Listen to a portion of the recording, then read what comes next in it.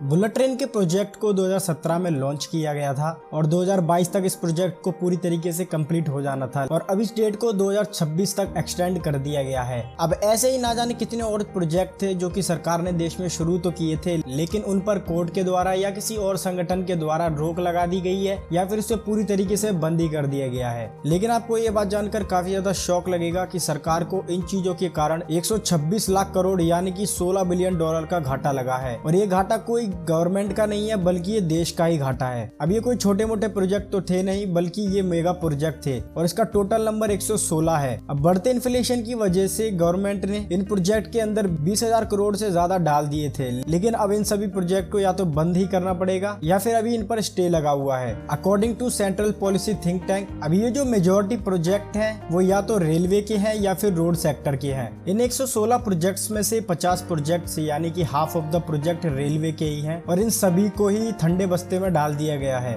इसमें शौक वाली बात तो ये है कि इसमें जो कुछ प्रोजेक्ट हैं वो 48 साल पुराने हैं जिन्हें अप्रूवल तो मिली बट वो कभी स्टार्ट ही नहीं हो पाए। अब बात करें रोड सेक्टर की तो इसमें भी 33 प्रोजेक्ट हैं, वो या तो पूरी तरीके से बंद कर दिए गए हैं या फिर स्टार्ट ही नहीं हुए हैं। अब इतना ज्यादा किसी भी प्रोजेक्ट्स में डिले होगा तो ऑब्वियसली उस प्रोजेक्ट को बनाने की कीमत भी और ज्यादा बढ़ जाएगी इन्फ्लेशन के कारण और इसके नतीजन 49% प्रोजेक्ट को बनाने की कॉस्ट 88,000 करोड़ तक बढ़ गई है। इन प्रोजेक्ट के डिलेज होने का और बंद होने का कई सारे रीजंस हैं, जैसे कि हमारे कानून कायदे, एनजीओज, एनवायरमेंटलिस्ट, ये सभी चीजें हैं जो हमारे देश में किसी भी मेगा प्रोजेक्ट के आगे आंदोलन करने लगते हैं या फिर कानून कायदे का यूज करके उन प्रोजेक्ट पर बैन लगवा देते हैं। साथ ही एक और जो मेन रीजन है वो है लैंड एक्विजिशन, जिसकी वजह से काफी ज्यादा बड़े बड़े प्रोजेक्ट्स भी डिले हो जाते हैं, जैसे कि बुलेट ट्रेन। इस मामले में अगर हम चीन को देखें तो उनकी स्थिति काफी ज्यादा बेहतर है हमसे और इसी मेन रीजन की वजह से चीन ने अपने देश में कई ज्यादा बड़े बड़े मेगा प्रोजेक्ट्स को टाइम पर कंप्लीट कर दिया, जिससे उन्हें आगे बढ़ने में भी काफी ज्यादा हेल्प मिली। बाकी आपको क्या लगता है कि हमारे देश में भी चीन की तरह रूल होने चाहिए या नहीं, मुझे कमेंट में जरूर बताना। बाकी ये वीडियो यहीं तक थी।